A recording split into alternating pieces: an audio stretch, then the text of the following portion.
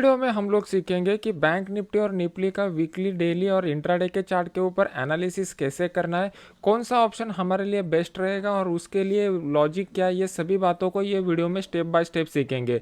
तो सबसे पहले स्टार्ट करते हैं निफ्टी का एनालिसिस। अभी आपके सामने मैंने जो चार्ट लगाया हुआ है वो निफ्टी का वीकली चार्ट लगाया हुआ है। जैसे हम लोगों ने डिस्कशन किया हुआ था, निफ्टी में जो है वो वीकली चार्ट के ऊपर मार्केट में डाउन ट्रेंड चल रहा है। लेकिन ये डाउन ट्रेंड में अगर आप देखोगे तो पहली बार मार्केट ने इस डाउन ट्रेंड लाइन को ब्रेक किया हुआ है और उसके ऊपर क्लोज दिया है, प्लस यहाँ पर जो गैप बन चुका था ये गैप को भी फिल कर दिया है। तो जब तक मार्केट इस ट्रेंड लाइन के नीचे था, मार्केट में एक डाउन सेंटीमेंट बना हुआ था और जैसे ही मार्केट इस ट्रेंड लाइन के ऊपर क्लोज दिया हुआ है, यहाँ पे मार्केट में न्यूट्रल सेंटीमेंट अभी बन चुका है। मैंने आपके लिए पॉजिटिव वर्ड का इस्तेमाल नहीं किया क्योंकि मार्केट अगर नीचे जाता है उसके बाद मार्केट को जब ऊपर जाना रहता है तो इस तरीके का एक प्राइस एक्शन स्ट्रक्चर बनाना चाहिए। अभी फिलहाल के लिए वीकली चार्ट में अगर हम लोग देखेंगे तो मार्केट एक न्यूट्रल सेंटीमेंट में आ चुका है। मार्केट को अभी यहाँ से आगे का रैली करना है तो उसको किस तरीके का मोमेंटम करना पड़ेगा ये समझने के लिए हम लोगों को डेली चार्ट के ऊपर जाना पड़ेगा। यहाँ पे मैंने आपके सामने डेली का चार्ट लगाया हुआ है। अगर आप यहाँ पर देखोगे तो मार्केट ने एक अच्छा खासा अपसाइड का मोमेंटम यहाँ पे दिखा दिया है। इस गैप को भी, बड़े गैप को मार्केट ने फील किया हुआ है। तो अगर मार्केट को यहाँ से कंटिन्यू जाना है तो मार्केट को कुछ दिन के लिए यहाँ पे कंसोलिडेशन की जोन में जाना पड़ेगा या फिर एक रिट्रेसमेंट की जोन में जाना पड़ेगा। और जब मार्केट इस कंसोलिडेशन के जोन को, रिट्रेसमेंट के जोन को मतलब 16,300 के ऊपर जब मार्केट निकलेगा तो यहाँ से मार्केट में बड़ा मोमेंटम होने की प्रोबेबिलिटी है क्योंकि यहाँ पे ऊपर की साइड में कोई स्ट्रॉन्ग रेजिस्टेंस नहीं है। मतलब 16,300 के ऊपर अगर मार्केट निकलता है कंसोलिडेशन की फेज के बाद या रिट्रेसमेंट की फेज के बाद तो हम लोगों को 16,800 तक का टारगेट यहाँ पर दिखाई दे सकता है। ये जो टेक्निकल एनालिसिस के पॉइंट मैं आपको बता रहा हूँ, इस प्राइस एक्शन को समझने की कोशिश कीजिए।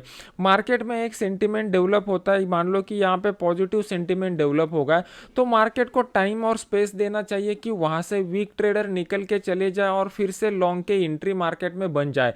तो फिलहाल के लिए कंटिन्यूस अपसाइड के मोमेंटम के बाद कंसोलिडेशन होना बहुत ही इंपॉर्टेंट है। तो एक बात यहाँ पे क्लियर हो गई कि आने वाले 1-2 दिनों में मार्केट कंसोलिडेशन की जोन में जा सकता है। अभी नेक्स्ट स्टेप हम लोगों को क्या करना पड़ेगा, अगर आप यहां पर देखोगे तो आपको क्लियर कर दिखाई दे रहा है कि मार्केट क्या हो रहा है। मार्केट गैप अप के साथ ओपन हो रहा है और गैप अप के साथ ओपन होने के बाद कंसोलिडेशन की जोन में जा रहा है। पहले यहाँ पे गुरुवार के दिन ऐसा हुआ था, फिर शुक्रवार के दिन भी अगर आप देखोगे तो मार्केट दिन भर कंसोलिडेशन की फेज में ही बना रहा और आने वाले 1-2 दिनों तक ये कंसोलिडेशन का फेज बना रहने की प्रोबेबिलिटी है। तो कल के दिन मार्केट कहाँ पे ओपन होता है इसके ऊपर डिपेंड रहेगा। फिलहाल के लिए अगर आप डाउ जोन्स का मोमेंटम देखोगे तो वो भी फ्लैट चल रहा है। तो हम लोगों के लिए बेस्ट ट्रेडिंग अपॉर्चुनिटी कहाँ पे मिल सकता है, तो उसके लिए हमें एक ट्रेंड लाइन ड्रॉ करना पड़ेगा। ये ट्रेंड लाइन को अगर आप देखोगे तो मार्केट यहाँ रिस्पेक्ट करके जा रहा है। तो कल के दिन मार्केट फ्लैट थोड़ा सा गैप अप या गैप डाउन ओपन हो जाता है तो इमीडिएटली कोई भी ट्रेड मत कीजिए। ऊपर मार्केट अगर 16,300 16,275 की लेवल में आता है और यहाँ पे कुछ प्राइस एक्शन का पैटर्न बनाता है तो यहाँ पे एक छोटा सा सेल का अपॉर्चुनिटी मिल सकता है। या फिर नीचे की साइड में अगर हम लोग देखेंगे तो यहाँ पे 15,150 का जो लेवल है, यहाँ पे अगर कुछ प्राइस एक्शन पैटर्न बनाता है तो यहाँ पे बाइंग का अपॉर्चुनिटी मिल सकता है। आने वाले 1-2 दिनों के लिए मार्केट में एक रेंज बाउंड मोमेंटम रहने की हाई प्रोबेबिलिटी यहाँ पे दिखाई दे रही है। अभी देख लेते हैं कि निफ्टी में किस तरीके का मूवमेंट, बैंक निफ्टी में किस तरीके का मोमेंटम हो रहा है और बैंक निफ्टी में हमें कौन से लेवल के ऊपर ट्रेड करना चाहिए। बैंक निफ्टी का जो भी एनालिसिस है सेम सीक्वेंस में हम लोग करेंगे। पहले वीकली चार्ट के ऊपर चले जाते हैं। वीकली चार्ट में अगर आप देखोगे तो यहाँ पे जो बैंक निफ्टी जो है वो कंपैरेटिवली यहाँ पे थोड़ा कम वीकनेस दिखा रहा था क्योंकि मार्केट ने ये जो लोअर लो बनाया हुआ था उसके नीचे मार्केट जा नहीं रहा है। तो यहाँ पे अगर बुलिशनेस डेवलप होता है तो वो बैंक निफ्टी में क्विक और फास्ट होगा। तो यहाँ पे ऑप्शन में अगर हम लोग ट्रेड करते हैं तो आने वाले समय में यहाँ पे प्रॉफिट ज़्यादा होने की प्रोबेबिलिटी है as compared to the Nifty. अगर आप यहाँ पर देखोगे तो एक स्ट्रॉन्ग बुलिश कैंडल बन चुका है और उसका क्लोजिंग हाई के करीब आ चुका है। तो मार्केट में एक 36,000 का लेवल आने वाले वीक में दिखाई दे सकता है। ऐसी प्रोबेबिलिटी यहाँ पर बन रही है। इसी मोमेंटम को बैंक निफ्टी कंटिन्यू रख सकता है। अभी कर लेते हैं पहले डेली के ऊपर एनालिसिस की कौन सा लेवल हमारे लिए इंपॉर्टेंट रहेगा और कब हमें ब्रेकआउट मिल सकता है। यहाँ पे एक बहुत ही बड़ा गैप डाउन बन चुका था, इस गैप डाउन को फेज को मार्केट ने ब्रेक कर दिया है और उसके बाद मार्केट ने कल के दिन मतलब फ्राइडे के दिन थोड़ा सा एक निगेटिव कैंडल दे दिया है।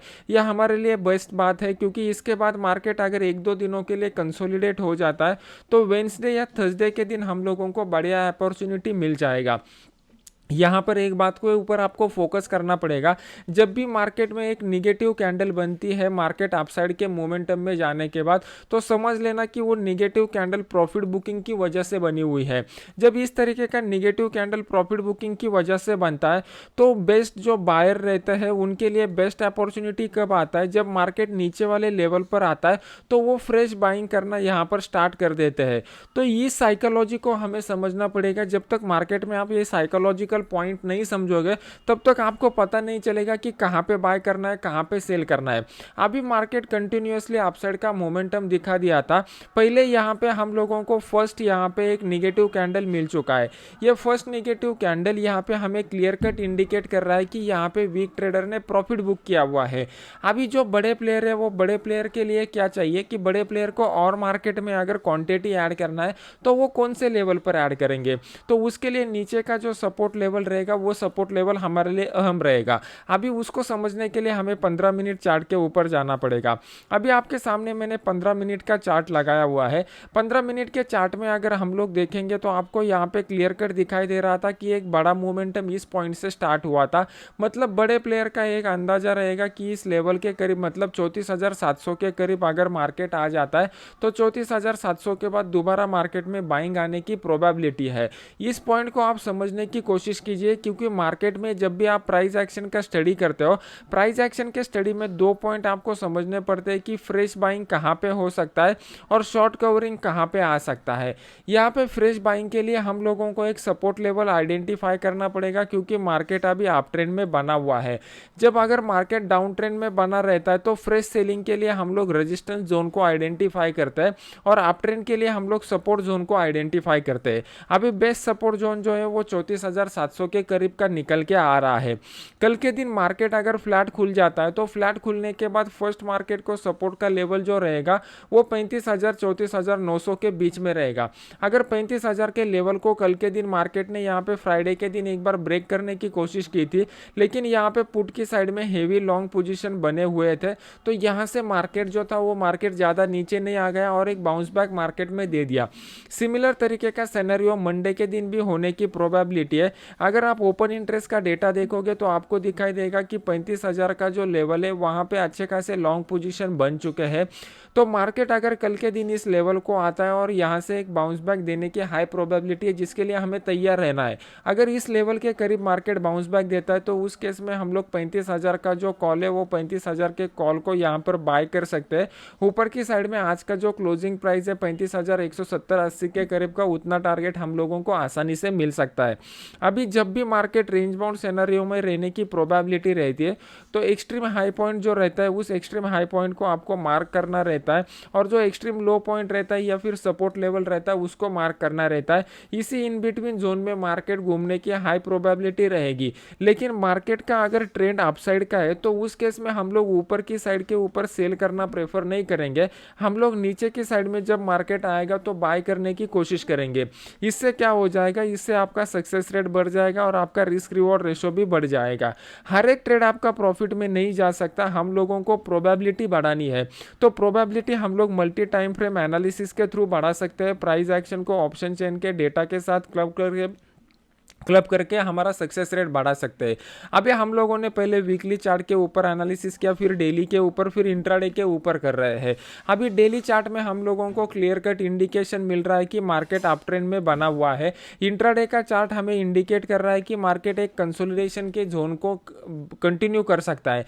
तो अप ट्रेंड में अगर बन चुका है और कंसोलिडेशन का जोन आने वाला है तो हम लोगों को बाय ऑन द डिप्स का ट्रेडिंग स्ट्रेटजी फॉलो करना पड़ेगा। ये बाय ऑन द डिप्स के लिए हम लोग कौन से लेवल को प्रेफर करेंगे, हम लोग सपोर्ट लेवल को प्रेफर करेंगे। अभी सपोर्ट लेवल कैसे आइडेंटिफाई करना है? सपोर्ट लेवल आइडेंटिफाई करने का या फिर रेजिस्टेंस लेवल आइडेंटिफाई करने का सिंपल टेक्निक ये है कि मार्केट में अगर नीचे आ रहा है और वहां से बाउंस बैक दे रहा है तो ये एकदम ऑब्वियस लेवल होना चाहिए दिखने के लिए, आसानी से सभी लोगों को दिखने में आना चाहिए। सेकंड वन, वो रिसेंट वाला जो है स्विंग लो होना चाहिए और वहां से जो अपसाइड का मोमेंटम होता है वो अपसाइड का मोमेंटम ड्रास्टिक होना चाहिए, मतलब इमीडिएटली मार्केट उस पॉइंट से घूमना चाहिए। तभी जाके ये जो सपोर्ट लेवल है, ये सपोर्ट लेवल आने वाले भविष्य में आपके लिए अच्छा काम कर सकता है। अभी इस तरीके का एक मोमेंटम हम लोगों को कहाँ पे दिखाई दे रहा है? यहाँ पे दिखाई दे रहा है। हमारा पहला क्राइटेरिया है कि वो ऑब्वियस होना चाहिए, मतलब इजीली चार्ट के ऊपर हमें दिखना चाहिए। सेकंड पॉइंट, वो रिसेंट होना चाहिए, अभी वो रिसेंटली ही फॉर्म हुआ है। और थर्ड वन, वहां से ड्रास्टिक मोमेंटम होना चाहिए। तो ये तीनों क्राइटेरिया इस पॉइंट के ऊपर फुलफिल करते हैं, तो इसलिए ये 34,700 का जो लेवल है यह हमारे लिए इंपॉर्टेंट सपोर्ट का काम करेंगे। जैसे हम लोगों ने एनालिसिस किया था डेली और इंट्राडे चार्ट के ऊपर कि डेली में अप ट्रेंड है, इंट्राडे में रेंज बाउंड मोमेंटम दिखा रहा है, तो बाय ऑन द डिप्स का ट्रेडिंग स्ट्रैटेजी यूज करना है। तो बाय ऑन डिप्स के लिए हम लोगों को सपोर्ट आइडेंटिफाई करना है, तो ये सपोर्ट यहाँ पे मिल रहा है। इस पॉइंट को प्राइस एक्शन के हिसाब से समझ लीजिए। ये वीडियो अच्छा लग रहा है तो इसको लाइक कीजिए। जो भी आपके डाउट रहेंगे वो मुझे कमेंट सेक्शन में बता दीजिए। कमेंट सेक्शन में बताने के बाद नेक्स्ट वीडियो में मैं उसके ऊपर एक वीडियो आपको बनाने की कोशिश करूंगा। अभी नेक्स्ट पॉइंट बहुत सारे लोगों को आता है कि ऑप्शन में प्रॉफिट कहाँ पे बुक करना है।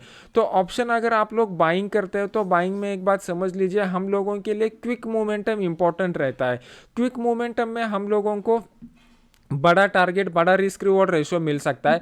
अगर ऑप्शन में धीरे धीरे प्राइस ऊपर जा रहा है तो इसमें टाइम डिके की वजह से हम लोगों को ज़्यादा बेनिफिट नहीं मिलता। तो क्विक मोमेंटम का पीरियड क्या होता है मार्केट में, इसको समझने की कोशिश कीजिए। जनरली मार्केट में 2:30 बजे के बाद अगर हम लोगों को ट्रेड मिल जाता है तो वहाँ पे एक क्विक मोमेंटम होने की प्रोबेबिलिटी है। और सुबह 9:15 बजे के बाद अगर 9:45 तक 10 बजे तक का अगर ट्रेड मिल जाता है तो ये दो ट्रेड में बहुत ही क्विक मोमेंटम होने की प्रोबेबिलिटी रहती है। अभी प्रॉफिट बुक करने के लिए आप प्राइस एक्शन का सहारा ले सकते हो। मैंने जो राउंड फिगर आपको सिखाया हुए हैं पुराने वाले वीडियोस में, उसके साइकोलॉजिकल लेवल का आप अंदाजा ले सकते हो, या फिर आप प्रॉपर रिस्क रिवॉर्ड रेशो के साथ ट्रेड कर सकते हो, जो मैंने मनी मैनेजमेंट के वीडियो में एक्सप्लेन किया हुआ है। ये सभी पॉइंट को आप प्रॉफिट बुकिंग के लिए क्लब कीजिए, तभी जाके आप एक प्रोफेशनल ट्रेडर बन पाओगे। अगर आप एक इनिशियल लेवल पर हो तो इनिशियल लेवल पर मैं आपको रिकमेंड करूंगा 1:2 का भी रिस्क रिवॉर्ड रेशो मिलता है तो आप उसको बुक कर लीजिए। और 1:1 के ऊपर अगर निकल जाता है प्रॉफिट तो इमीडिएट ट्रेलिंग स्टॉप का यूज कीजिए। तो इससे क्या हो जाएगा, अगर मार्केट इन केस नीचे भी आ जाता है तो आपका यहाँ पे लॉस नहीं होगा। तो ये थोड़े पॉइंट के ऊपर ध्यान में रखिए जो आपको एक प्रोफेशनल ट्रेडर बनने की में सहायता करेंगे। तो मिलते हैं नेक्स्ट एजुकेशनल वीडियो में। Thank you very much.